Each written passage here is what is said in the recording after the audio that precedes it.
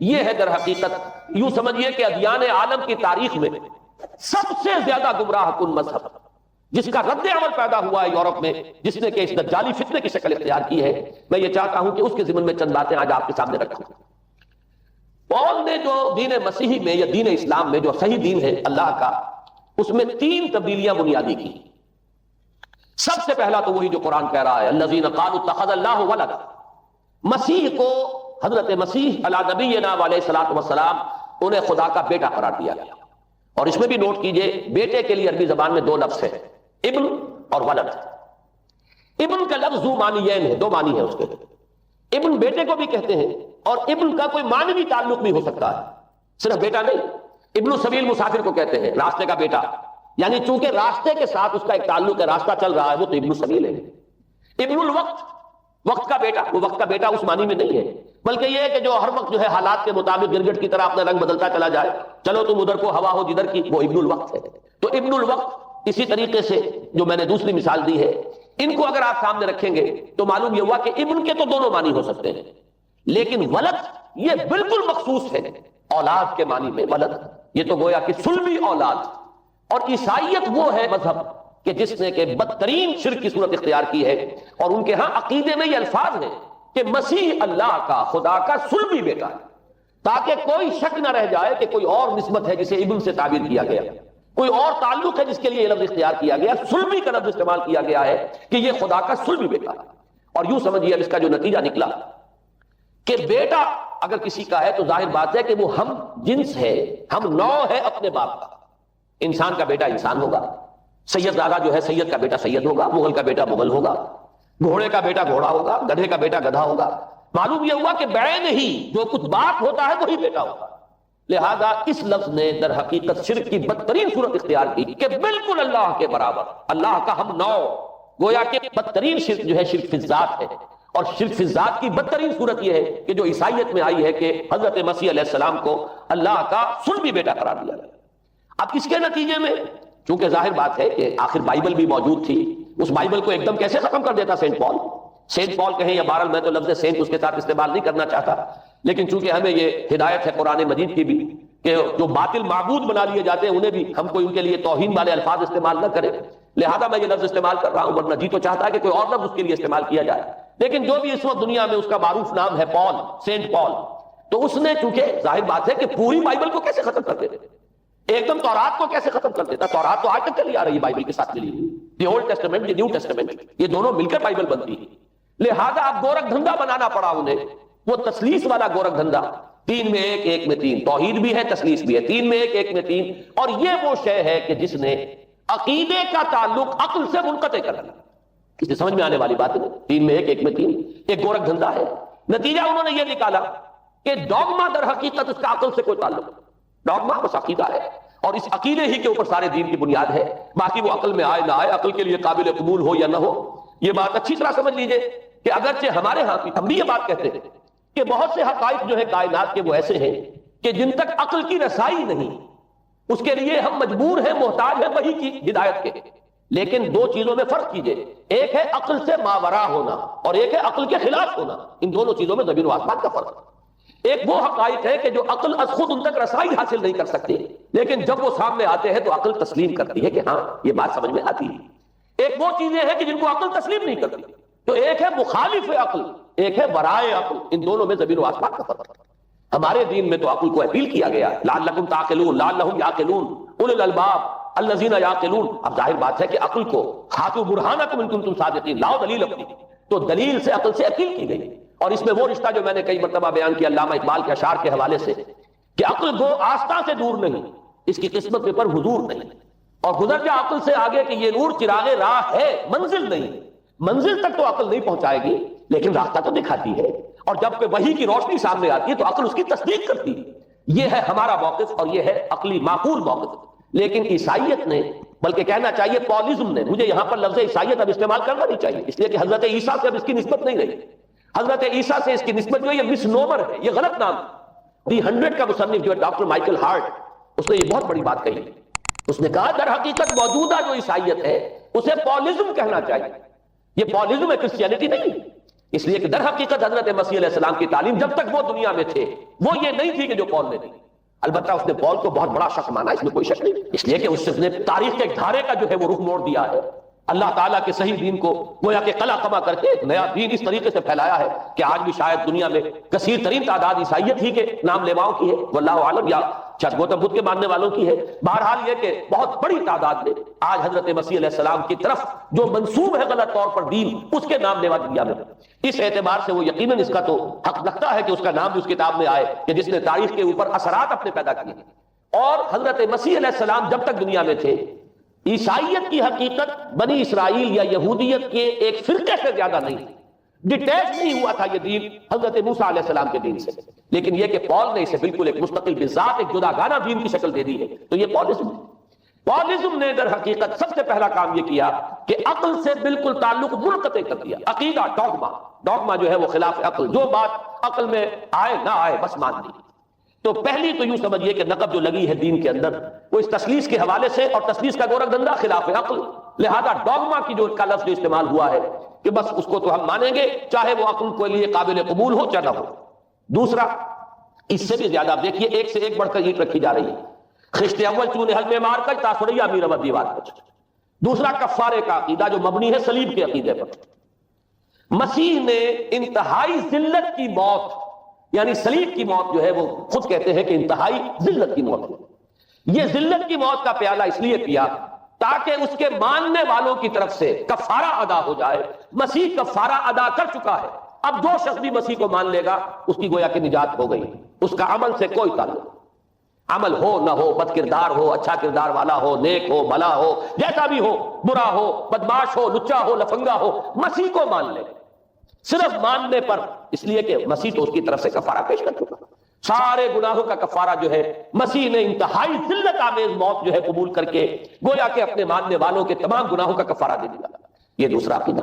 اس کا نتیجہ کیا نکلا؟ تسلیس نے عقل سے تعلق توڑ دیا تھا مذہب کا، اس نے عمل سے تعلق توڑ دیا. ڈوگما ہی ڈوگما ہے، نہ عقل سے کوئی تعلق نہ عمل سے کوئی تعلق، کوئی تعلق نہیں رہا. دین کی جڑیں جو ہے دونوں اعتبار سے، دین تو نام ان دو چیزوں کا، الا الذین آمنوا وعملوا الصالحات، دونوں کی گویا کہ جڑیں منہدم ہو گئی، بنیادیں منہدم ہو گئی، جڑیں کاٹ دی گئی کہ نہ اس کا تعلق عقل کے ساتھ ہے نہ عمل کے ساتھ. تیسری بات آئی ہے، اس نے کہا شریعت منسوخ. یہ عجیب ہے، دیکھیے جسے آئرنی آف فیٹ کہتے ہیں انگریزی زبان میں.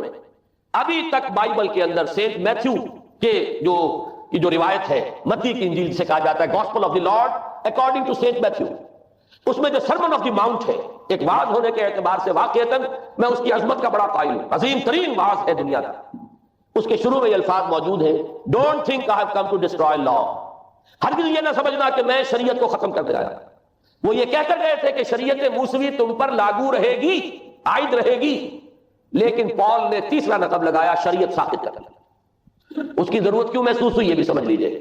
حضرت مسیح یہ کہہ کر گئے تھے کہ میں صرف بنی اسرائیل کے لیے آیا ہوں، میں اسرائیل کے گھرانے کی کھوئی ہوئی بھیڑوں کی تلاش میں آیا ہوں. انجیل میں یہ الفاظ آج بھی موجود ہیں. حضرت مسیح نے اپنے حواریین کو جب بھیجا ہے کہ اب جاؤ تبلیغ کرو میری طرف سے، اس کی ہدایتوں میں ایک ہدایت یہ بھی ہے کہ تمہیں صرف اسرائیلیوں تک تبلیغ کرنی ہے، باہر نہیں. میں صرف اسرائیلیوں کی طرف رسول بنا کر بھیجا گیا ہوں. یہ الفاظ بھی موجود ہیں، اگرچہ اس وقت کے انجیل میں جو الفاظ ہیں وہ تو میں سمجھتا ہوں کہ حضرت مسیح علیہ السلام کے شایان شان نہیں ہے، وہاں کوئی نہ کوئی تحریف ہوئی ہے لفظی، اس لیے کہ وہاں تشبیہ دی گئی ہے کہ کوئی اپنے بچے کے حصے کی روٹی جو ہے کتے کے آگے نہیں ڈالتا. گویا کہ جینٹائلز جو ہیں غیر بنی اسرائیلی، انہیں اس جملے کی روح سے انہیں کتوں سے تشبیہ دی جا رہی ہے کہ میرے پاس میرے بچوں کے حصے کی روٹی ہے، میرے بچے ہیں اسرائیلی، میری روٹی جو ہے یہ جو میرے پاس ہے وہ اسرائیلیوں کے لیے ہے. کوئی اپنے بچوں کے حصے کی روٹی کتے کو نہیں کھلاتا. یہ جملہ تو میں سمجھتا ہوں حضرت مسیح کا نہیں ہو سکتا، لیکن یہ ہدایت کہ تمہیں تبلیغ صرف اسرائیلیوں میں کرنی ہے یہ قرآن مجید کی روح سے ثابت ہے. اس لیے کہ قرآن بھی یہ کہتا ہے کہ رسولاً الی بنی اسرائیل، حضرت مسیح علیہ السلام رسول بنا کر بھیجے گئے تھے بنی اسرائیل کی طرف.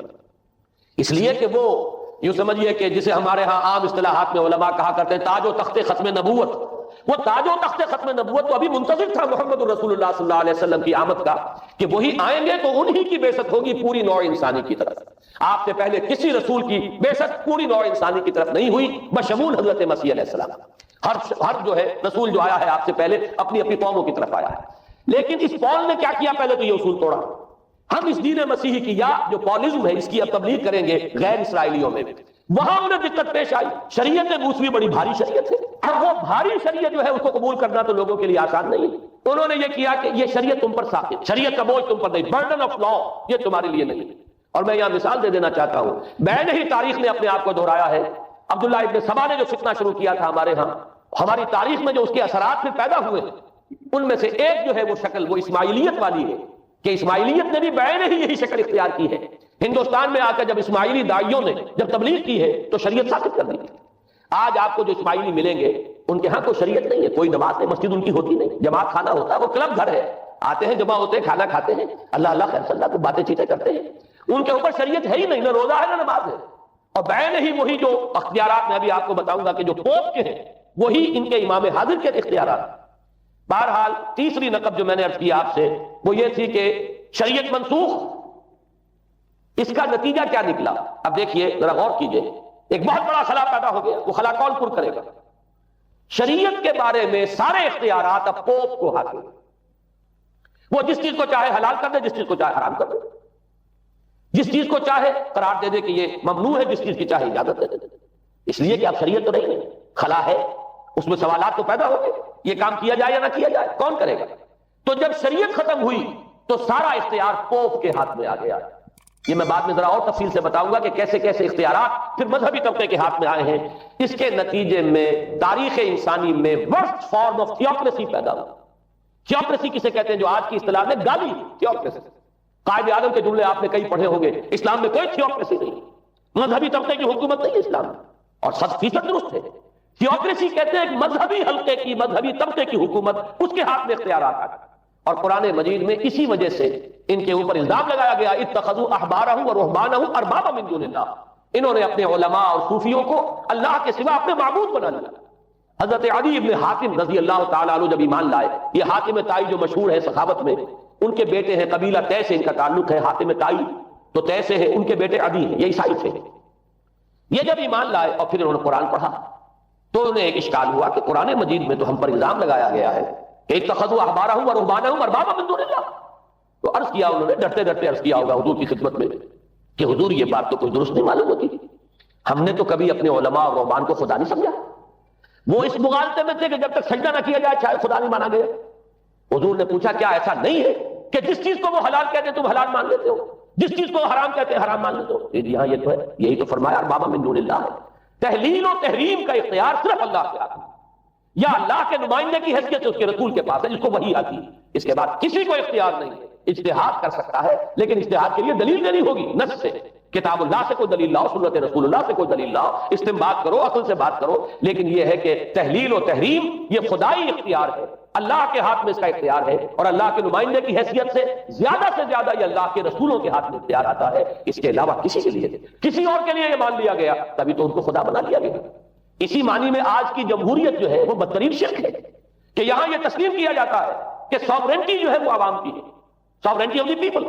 کیا معنی ہے کہ عوام کے نمائندے جو چاہے قانون بنا دیں, جس چیز کو چاہے حلال ٹھہرائیں, جس چیز کو چاہے حرام ٹھہرائیں. ان کے پاس حلت و حرمت کے جو پورے اختیارات ہیں ان کے پاس آ گئے. یہی تو خدائی مقام ہے, خدا کا مقام دے دیا گیا. اس سے بڑا شرک کیا ہوگا؟ در حقیقت حاکمیت غیر اللہ اس دور کا سب سے بڑا شرک. تو وہاں یہ حق جو ہے دے دیا گیا علماء کے ایک طبقے کو, پوپ کو. تو گویا کہ تاریخ انسانی کی بدترین تھیوکریسی, بدترین مذہبی استبدادی حکومت قائم ہوئی ہے یورپ میں. اس کے حوالے سے میں کچھ تاریخی حوالے بھی اب آپ کے سامنے رکھوں. دیکھیے جب تک پال نے یہ کام شروع کیا ہے تو تقریباً 3 صدیوں تک تو یہ صرف ایک مذہبی تبلیغ کا کام ہوا ہے. انہوں نے کوششیں کی, محنتیں کی, پیغام پہنچایا. اور جیسا کہ میں عرض کر چکا ہوں اس وقت تک گڈمٹ تھے, پال کے ماننے والے بھی تھے اور حضرت مسیح کے جو اصل صحابہ تھے جو ان کے حواریین تھے ان کے ماننے والے بھی تھے. لہذا کشمکش ان کے اندر بھی چل رہی تھی. لیکن ظاہر بات ہے کہ حضرت مسیح کے اصل حواریین وہ تو اول تو یہ کہ اپنی گفتگو رکھ رہے تھے محدود بنی اسرائیل تک. نمبر 2 یہ کہ انہوں نے تو شریعت کو ثابت نہیں مانا. جنگل کی آگ کی طرح جو مسیحیت پھیلی ہے وہ پالیزم والی مسیحیت, اس لیے کہ اس میں تو کوئی شریعت کا کوئی بوجھ نہیں, کوئی حلال نہیں, کوئی حرام نہیں, کوئی نماز نہیں, کوئی روزہ نہیں. لہذا یہ تیزی کے ساتھ پھیلے. اور 300 برس تک تو ایک کشمکش جو ہے جاری رہی. انہوں نے تبلیغیں کی, مصائب جھیلے, کشمکش اندر بھی چلی باہر بھی چلی. لیکن اس کے بعد قیصر روم کانسٹنٹائن, قسطنطین جسے کہتے ہیں, جس کا یہ قسطنطنیہ ہے, کانسٹنٹائن, اس نے یہ محسوس کیا بالکل اکبر کی طرح جیسے اکبر نے محسوس کیا تھا کہ میری مملکت کے اندر یہ مذہبی تصادم جو ہے یہ سب سے بڑی یوں سمجھیے کہ انسٹیبلٹی کا سبب ہے، لہذا ان تمام مذہبوں کو ایک ہاون دستے میں ڈال کے کوٹ پیس کر ایک بناؤ، وہ جو دین اکبری یا دین الہی جو اس نے کیا تھا اس سیاسی مصلحت کی وجہ سے کہ یہ ہندو مسلم تصادم اور دوسرے مذاہب کا ٹکراؤ جو ہے وہ ہندوستان کو ایک سیاسی وحدت اور ایک اپنی سیاسی عظمت کی طرف پیش قدمی کرنے کا جو راستہ ہے اختیار کرنے سے روکتا ہے، لہذا یہ کام کیا جائے۔ یہی قسطنطن نے کیا۔ اس نے جب دیکھا بڑی کشمکش چل رہی ہے اس نے خود عیسائیت اختیار کی۔ عیسائیت کون سی اختیار کی؟ پالیزم والی۔ ظاہر بات ہے اس کے لیے بھی اصل عیسائیت اختیار کرنا جو مشکل تھا، پالیزم والی۔ اور اس کے بعد یہ اب اسٹیٹ کی جو مشینری تھی، جو طاقت تھا، جو دباؤ تھا، اس کے حوالے سے اب یہ مسیحیت جو ہے پورے رومن امپائر کے اندر اب یہ بڑی تیزی کے ساتھ جس کو کہنا چاہیے اس کا ایک نظام قائم ہوا اور جو مذہبی طبقہ تھا اس کا اقتدار مستحکم ہوا۔ اس کے باوجود 200 برس اور گزرے۔ یونان چونکہ بہت بڑا مرکز تھا علم کا، فلسفے کا، سائنس کا، حکمت کا، آپ کو معلوم ہے یہ تمام ارسطو ہو، افلاطون ہو، یہ سب یونان کے ہیں، ارشمیدس ہو، یہ تمام کے تمام جو بھی ہے، تو سائنس اور فلسفہ دونوں اس کا گہوارہ یونان تھا۔ یونانی حکما اعتراض کرتے تھے، لہذا سن 529 اس کو نوٹ کر لیجیے۔